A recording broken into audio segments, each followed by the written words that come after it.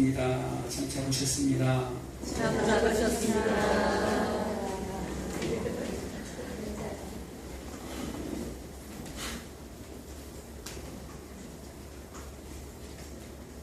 구진 날씨에도 이렇게 하나님의 예배하기 위해서 오시는 여러분들을 정말 진심으로 축복합니다. 지금부터 영원까지 여러분의 출입을 지키신 그 주님 앞에 여러분이 지금부터 영원까지 예배자로 서시기를 기도하고 축복합니다.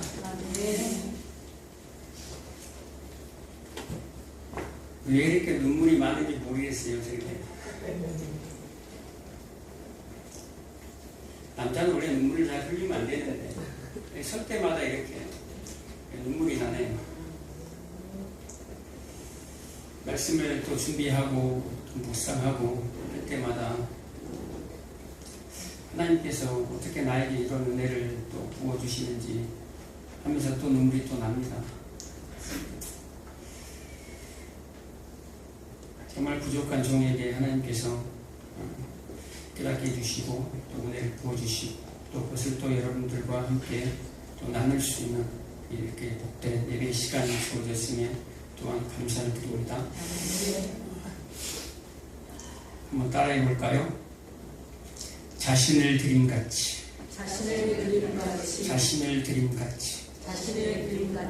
오늘 그 소제목에 보면 제목이 뭐죠? 요한복음 12장은 향유를 주께 부은 마리아죠. 너무너무 유명한 말씀이에요. 향유를 주께 부은 마리아. 마리아가 향유를 부었는데 이 향유가 얼마나 되시는지 아시죠? 어느 정도 교회를 이렇게 다녀보신 분들은 굉장하다는 것을 알 거예요. 이 향유가 몇 데나리온 정도 되죠? 300데나리온. 한 데나리온은 노동자들 하루 임금이에요. 그러면 한 15만 원, 요즘에 18만 원까지 가는데요. 대략 300데나리온이죠. 300일 계산하면 거의 오늘날로 환산하면 한 3, 4천만 원 정도 작게 잡아도 그렇게 됩니다. 그러니까 1년치 노동자 싹을 다 한꺼번에 예수님의 발에 부어버린 사건이에요. 보통 이제 이 본문을 들어서 여러분의 전 재산을 하나님 앞에 드리시기 바랍니다. 아멘 하셨어요. 우리 새로 오신 우리 성도님들 사랑으로 축복합니다. 대부분 이 말씀이 나오면 이게 정말 헌금 많이 하십시오 라는 그럴 때 많이 사용을 해요. 그런데 하나님은 우리의 헌금을 원하지 않아요. 사실 이사야 1장 11절에 보면 무수한 재물이 내게 무슨 필요가 있느냐,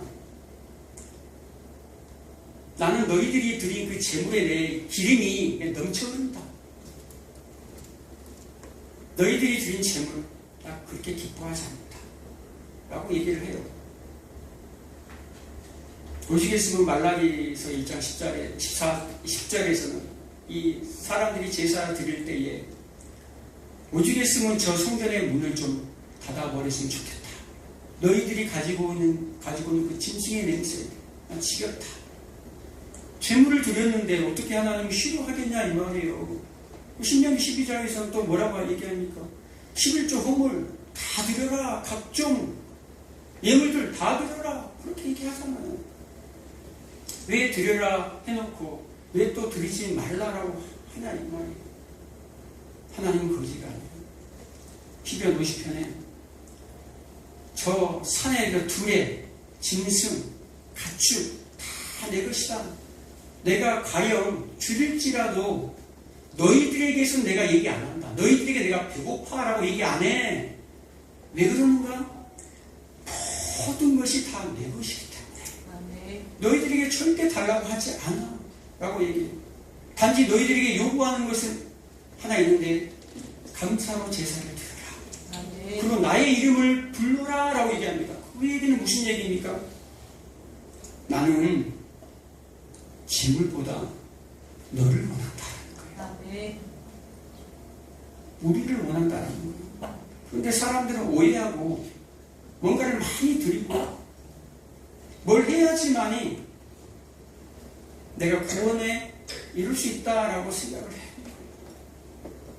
우리는 우리 어떤 행위를 통해서 우리 어떤 공로를 쌓아가지고 구원을 받는 것이 아니에요. 이 세상에 그런 기준이 없어요. 그게 세상의 종교죠. 열심히 종교 생활을 해서 신을 쫓아가는 것이 세상 종교예요. 그런데 기독교만이 하나님이 찾아내신 사건이에요. 나 때부터 여인을 찾아오고 사마리 여인에게 찾아오고 38년 병자에게 찾아갔을 때에 양인 우리가 반응하는 거예요. 목자가 부를 때에 양은 그 목자의 음성을 아는 것처럼 반응해요. 그리고 예수를 영접하고 예수를 만난 그 기쁨, 그 구원에 감사하고 감격하여서 내가 열심을 낼 수밖에 없어요. 내가 믿는 자의 삶을 살아갈 수밖에 없다 이 말이에요. 오늘 이 마리아의 향유옥합 사건인데요. 1절부터 어떤 내용이 나오냐면요. 나사로가 죽어요. 그리고 나사로가 살아납니다. 그리고 나사로가 2절에 예수님 옆에 앉아있다라고 표현합니다. 나사로가 누굽니까? 마리아의 향유옥합을 깨뜨린 마리아의 오라버니. 나사로가 죽고 첫 절 1절 2절부터 뭔 얘기를 하고자 합니까? 죽음과 살아남과 그리고 하나님 우편에 앉아있는 모습을 지금 그리고 있는 거예요. 이것은 복음의 이야기를 그리고 있는 거예요. 그리고 7절에 보면 예수님의 장례를 위하여 이 일을 하고 있다라고 얘기하는 거예요. 지금 무슨 얘기하고자 하는 거예요? 이 이야기는 옥합 깨뜨리는 것이 아니라 이 이야기는 흥분 많이 하는 것이 아니라 이 이야기는 예수님의 죽음의 얘기를 지금 하고 있다라는 거예요. 그리고 에베소서 2장 5절에 보면 사도 바울이 복음에 대해서 얘기합니다. 허물과 죄로 죽었던 우리들을 허물과 죄로 죽었던 나사로를 살린 것처럼 죽었던 우리들을 어떻게 한다고 합니까? 함께 살리시고 함께 일으키사 예수 안에서 함께 하늘 보좌 우편에 앉히시니라고 얘기합니다. 뭐 있다라는 거예요? 죽은 허물과 죄 때문에 죽을 수밖에 없는 우리의 인생들을 찾아오셔서 우리의 죽음과 우리의 부활과 그리고 다시 일으키신 그리고 보좌 우편에 앉게 해주시겠다는 그 복음을 오늘 본문의 1절 2절에 기록을 하고 있는 거예요. 이 얘기는 무슨 얘기다는 거예요? 죽음에 관한 얘기다라는 거예요. 그런데 오늘 이 상황이 어떤 상황입니까? 잔치집이에요. 어떤 잔치집입니까? 오라버니 나사로가 무덤 가운데서 지금 살아나요. 사흘 만에 하루 이틀 사흘 나흘째 되던 날에 예수님이 오셔서 돌을 굴리고 살아나게 하시죠. 단순히 이것은 살아남의 기적이 아니라 누구의 죽음을 예표한다고 그랬습니까? 예수 그리스도의 죽음을 예표하는 것으로 나사로의 죽음을 지금 얘기하고자 하는 거예요. 그리고 지금 12장에 넘어와서 나사로의 죽음을 얘기하면서 교회의 죽음과 예수의 죽음을 지금 얘기하고자 하는 거예요. 그런데 잔치집이에요. 나사로가 살아난 것에 대한 기쁨으로 지금 예수님을 초청해가지고 지금 잔치를 벌이는 거예요. 잔치를 벌여서 마리아가 뭘 하죠?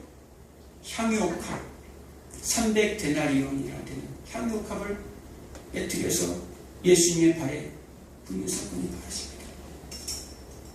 그럴 때 어떤 일이 벌어지죠? 주변의 사람들은 다 마리아를 비난하고 조롱합니다. 그런데 여러분, 이 상황이 지금 이 배경이 어떤 상황 가운데 지금 잔치가 벌어지는 상황이냐면요. 요한복음 11장에서 나사로가 죽었다가 살아나는 기적을 경험해요. 그래서 그 중에 믿지 아니하였던 수많은 유대인들이 예수님에게로 가버려요. 예수님을 믿기 시작합니다. 당시 종교 지도자들과 바리새인들과 서기관들과 유대인들은요, 그 당시 힘을 갖고 있는 종교 체계를 갖고 있는 종교 경제, 종교 시스템을 갖고 있는 그들이 볼 때는 예수님은 굉장히 위험한 존재예요. 사람들이 자신들이 가지고 있는 종교 시스템으로 사람들이 가지고 오는 재물에 의해서 자신들이 배불러 먹고 살았어요. 그런데 저 예수라는 사람이 기적을 일으키고 병자를 고치고 놀라운 일들을 사람들에게 나타냅니다. 그러니 저가 사라져야 돼요. 죽어 없어져야 돼요. 더군다나 마지막에 죽은 자까지 살려버렸는데 이제 그들이 고백하기를, 야, 이제 이 유대인들은, 이 땅의 사람들은 다 예수에게로 가버리겠다라고 스스로 고백하는 거예요, 자기들이. 그래서 뭘 합니까? 야, 모여봐. 예수를 죽이기로 모여야 합니다. 예수를 죽이려고 이제 혈안이 되어 있는 거예요. 예수를 죽이려고 온갖 방법을 동원하고 있는 그때에 어떤 일이 벌어집니까? 마리아가 향유를 붓는 사건이 벌어져요. 여러분, 이 이야기가 어디에 나온 줄 아세요? 예수님 당시로부터 1000년 전에 어떤 사람이 글을 하나 썼어요. 거기에 그대로 기록이 되어 있어요. 여러분들이 너무너무 잘 알고 있는 구절이에요. 바로 다윗의 시편 23편. 여호와는 나의 목자시니 내게 부족함이 없으리로다. 내가 사망의 음침한 골짜기를 지나갈지라도 내가 해를 두려워하지 아니할 것은 주의 지팡이와 막대기가 나를 안위하시나이다. 내 머리에 기름을 부으셨으니 내 잔이 넘치나이다. 내게 상을 지금 베푸시고 그 기름 때문에 내 잔이 넘치나이다. 이 얘기가 무슨 얘기입니까? 그대로 그림을 이 요한복음 12장에 향유를 붓는 마리아가 지금 가져오는 거예요. 지금 예수님은 사방에 의해서 둘러싸여 있어서 사방에 둘러싸여 있습니다. 예수님을 죽이려고 혈안되어 있는 그런 사망의 음침한 골짜기를 지나가고 있어요. 그런데 거기에 누가 동참합니까? 마리아, 여자, 교회가 거기에 동참한다 이 말이에요. 누구의 죽음에? 예수의 죽음에, 사망의 음침한 골짜기의 그 죽음에. 그래서 마리아가 지금 뭘 바르죠? 장사 지냄에 기름을 바르는 거예요. 유대인들은요, 히브리인들은요, 기름을 바르는 때가 있어요. 누구에게? 왕, 제사장, 선지자를 세울 때에 기름을 발라요. 그리고 조금 싼 기름은 손님이 집에 들어올 때에, 다른 손님이 들어올 때 손님에게 거친 피부를 위해서 올리브유나 이걸 이렇게 갖다 내놓습니다. 그리고 언제? 사람이 죽을 때에, 장례할 때에 시체에 부어서 기름을 발라요. 냄새가 나니까 그 아주 좋은 냄새로 최고급 기름을 시체에 바르는 거예요. 지금 마리아는 그것을 알았다라는 거예요. 다 모르는데 오직 마리아만 예수님의 죽으심 때문에 이 나사로가, 오라버니가 살아났다라는 것을 안다라는 거예요. 그냥 우연히 그냥 살아난 것이 아니라 예수님의 죽으심 때문에 우리 오라버니가 지금 살아났어. 그래서 그 기쁨에, 그 구원의 기쁨에 감사하고 감격하고 존경의 표시로 어떻게 하죠? 그 향유를, 어마어마한 비싼 그 향유를 예수님의 발에 부어요. 그리고 그 발 앞에 엎드려서 무릎을 꿇고 앉아서 머리를 풀어 헤칩니다. 여자가 머리를 풀어 헤쳐요. 그리고 그 머리로 예수님의 발을 거친 발을 닦아요. 여자가 머리를 풀어 헤쳤다라는 말은요, 민수기 5장에 나오죠. 그 가늠한 여인, 머리를 풀어 헤쳤다라는 말은 나는 부정한 자입니다. 나는 죄인입니다. 베드로가 고백했던 것처럼 주님 앞에 나는 죄인이로습니다. 주님 앞에 이 여자가 나는 죄인입니다. 나는 부정한 자입니다. 그리고 머리털, 이 머리라는, 여자의 머리라는 것은 고린도후서 11장에 보면요, 여자의 머리는 영광이에요. 그 여자에게는 영광이에요. 그런데 이 머리를 뿌리치고 그 가장 영광스러운 머리를 가지고 예수님의 가장 그 더러운 발을 씻는다 이 말이에요. 그 중동의 그 발이 얼마나 더럽습니까? 이게 신발이 아니잖아요. 그 모래바람 그친 발을 씻어요. 그런데 그 기름이 어디에 발라집니까? 마리아의 머리에 기름이 발라진다 이 말이에요. 내 머리에 기름을 바르시니 내 잔이 넘치나이다. 누구의 잔이 넘칩니까? 예수님의 발에 기름을 발라서 내 머리로 씻었더니 그 기름이 나에게 발라졌다 이 말이에요. 마리아에게 발라졌다 이 말이에요. 그 머리에 기름을 부으시니 바르시니 내 잔이 넘쳐나이다. 내게 상을 베푸시네. 상이라는 것은 식탁, 잔치라는 말이에요. 지금 잔치가 멀어지잖아요. 그 잔치에 진짜 베풀어 주는 것을 누구에게 지금 베풀어 주겠다 이 말이에요? 마리아에게. 주님께 기름을 붓지만 그 기름이 다시 마리아에게 흘러 들어간다 이 말이에요. 마리아가 지금 똑같이 예수님의 그 죽음에 동참하고 있다 이 말입니다. 사망의 음침한 골짜기에 저도 가겠습니다 하고 뛰어들어 버려요. 그들이 어떻게 한 줄 아세요? 마리아에게 화를 내고 분노하고 마태복음 24장, 마가복음 또 14장에 계속해서 이들이 이 마리아를 향해 뭐라고 얘기합니까? 그 300데나리온이나 되는 그것을 낭비하느냐? 그것을 낭비하느냐? 미친 거 아니야? 라고 얘기합니다. 그것을 왜 그걸 전부 다 예수님의 발에 붓냐? 전부 다 부은 것 때문에 화가 났어요. 그러니까 조금만 붓지. 전부 다 부어버렸어요. 그래서 그 방에 진동을 하게 만듭니다. 그것 때문에 다른 사람도 아니고 예수님의 제자들부터가 가룟 유다를 중심으로 해서 다른 모든 제자들이 다 마태복음, 마가복음, 누가복음, 이 요한복음에 다 기록되어 있습니다. 이 말씀은 전부 다 여자를 향해서 막 질책합니다. 여자를 향해서 계속해서 그 단어가 나와요. 계속해서 오직 예수님이 너무너무 이 여자를 괴롭히니까 그만해.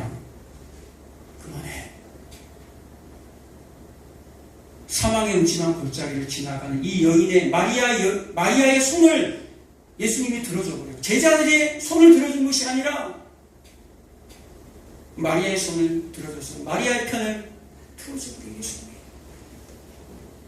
이게 이해가 가세요? 원수의 목전에서 그들이 원수가 되어버렸어요. 갑자기 뭐한 것 때문에? 예수님에게 모든 것을 올인한 것 때문에. 예수 믿다가 내가 정말로 성령 체험하고 정말 예수를 깊이 만나면 열심히 예배에 참석하고 하게 돼요. 그리고 있는 것도 막 드리게 되고 그러면 누가 원수가 되어버려요? 가족이 원수가 되어버려요. 같이 믿었던 가족이 네가 드디어 미쳤구나. 적당히 하자 우리. 오히려 막는 사람이 예수님의 제자들이었던 것처럼 우리 식구가 되어버려요. 그래서 집안 식구가 원수다.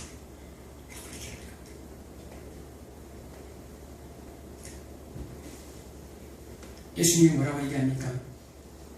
마가복음, 마태복음에서는요, 이 여인이 했던 이 행동, 이 일을 뭐라고 얘기합니까? 복음이 전해진 곳마다 이 여인의 소식도 전해질 것이고 기념될 것이야 라고 얘기합니다. 자, 그러면 제가 한번 묻겠습니다. 여러분 혹시 여러분이 복음을 들을 때에 마리아가 예수님 말에 향유를 부었어. 그 복음 들었습니까? 그거 듣고 교회 나왔습니까? 아니면 여러분들이 복음을 전할 때, 야, 그래, 한번 와봐. 우리 목사님 설교 잘 못하는데 얼굴 좀 잘생겨서.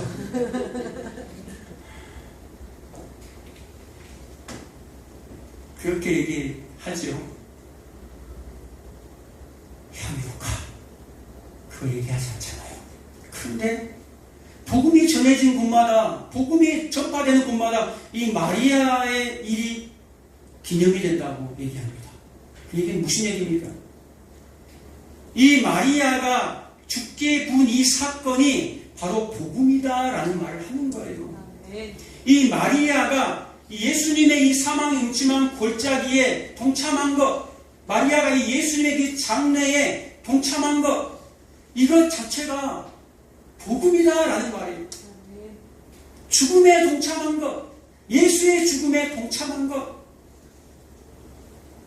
이것은 뭐냐면요, 나를 드리는 거예요. 지금 마리아가 300데나리온이라는 엄청난 헌금을 드렸어요. 엄청난 헌신을 했어요. 엄청난 봉사와 희생을 드렸어요.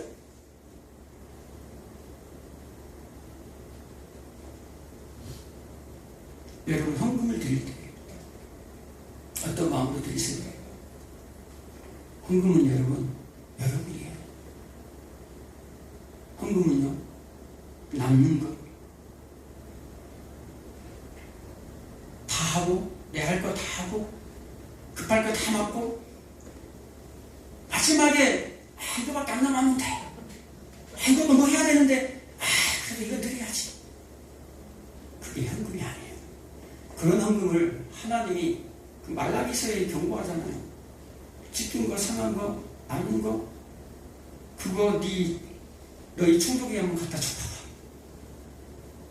네가 지금 섬기는 왕에게 한번 갖다 줘봐. 그거 받겠는가? 그래서 그 예배당 문을 닫아버리겠다는 거예요. 그러니까 그런 헌금은 안 받겠다라는 말이에요. 복음이 깨달아지지 않으면요, 저는 절대 헌금하라고 하지 않습니다. 복음이 깨달아지지 아니하면, 믿어지지 아니하면 여러분 절대 헌금하지 마십시오. 제가 굶어 죽어도 괜찮아요. 교회 월세 보내도 돼요. 진짜요. 그거 하나님의 뜻이지. 이 마리아는요, 복음이 깨달아지니까, 복음이 깨달아지니까 자신의 전부를 드렸는데 아깝지가 않아. 300데나리온이 아니에요. 3,000데나리온, 30,000데나리온이라 할지라도 이 마리아에게는 아깝지가 않아요. 이 교회에게는 아깝지가 않아요. 아깝지 않은 거예요. 이런 사람들이 나타나잖아요. 사도행전에 보면, 사도행전 4장에 보면 자신의 가장 소중한 것들을 내어놔요. 그리고 가난한 자들을 도와줘요. 그 구약의 성취가 이루어지잖아요. 가난한 자가 아무도 없어.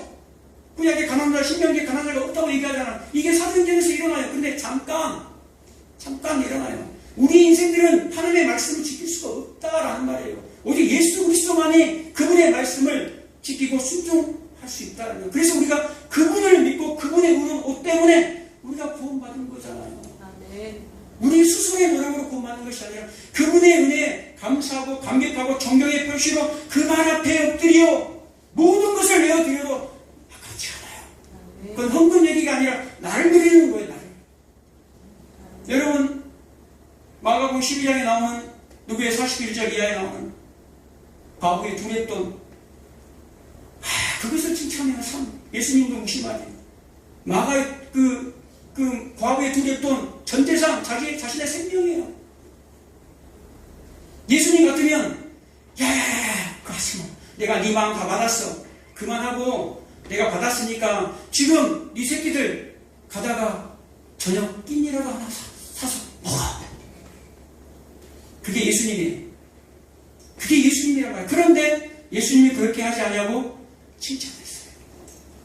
왜 칭찬했습니까? 그는 자기의 전 재산을 드린 게 아니에요. 그 전 재산이 아니라, 전 재산은 맞는데 전 재산이 아니라 자신을 드린 거예요. 그 전 재산이 아깝지가 않은 거예요. 뭘 드렸기 때문에 나를 드리고 싶은데 이거밖에 없는 거예요. 이거밖에. 베드로후서 8장에 보면 마게도냐 교인들이 사도 바울에게 간곡히 부탁합니다. 제발 좀 우리가 헌금 좀 하게 해주세요. 제발 헌금 좀 하게 해주세요. 근데 사도 바울이 안 받으려고 해요. 처음부터. 왜 그런 줄 아세요? 너무너무 그들이 환난 가운데 놓여 있거든요. 환난 가운데 극심한 시련 가운데 놓여 있어요. 그런데 시련도 극심하지만 그들의 가난을 표현할 때 뭐라고 표현합니까? 성경에 극심한 가난 가운데서 풍성한 기쁨으로 풍성한 이 연복을 했다고 해요. 헌금을 했다고 해요. 아니 극심한 가난 가운데 어떻게 합니까? 그러니까 그들이 드린 것은요 많은 게 아니에요. 많은 게 아니지만 극심하게 가난 가운데 살지만 나를 좀 드리고 싶어요. 드리고 싶은데 예루살렘의 가난한 백성들을 보니까 자기도 가난한데 한입이 모아가지고 그 어마어마한 사람들이 모은 거예요. 그래서 그에게 연보가 된 거예요. 한 사람이 엄청난 연보를 드린 것이 아니라 그 심한 가난 가운데 있는 사람들이 헌금을 해서 그에게 연보를 예루살렘으로 사도 바울이 가져가요. 이 얘기를 지금 하고자 하는 건 무엇입니까? 하나님이 여러분의 전부를 여러분이 가지고 있는 것을 받고 싶어서 그런 게 아니에요. 여러분을 드리라고 얘기하는 거예요. 헌금 하나 드릴 때도 그냥 말라기에서 나오는 구약에서 나오는 그 사람들처럼 그냥 보여주기 위해서 그냥 나 했다 형식적으로 그냥 매주마다 그렇게 하는 것이 아니라 내 형편은 이거밖에 안 되지만 하나님 저를 드리겠습니다. 그래서 아벨과 그 재물을 받으시는 거예요. 아벨과 그 재물만 받는 것이 아니라 아벨과 그 재물.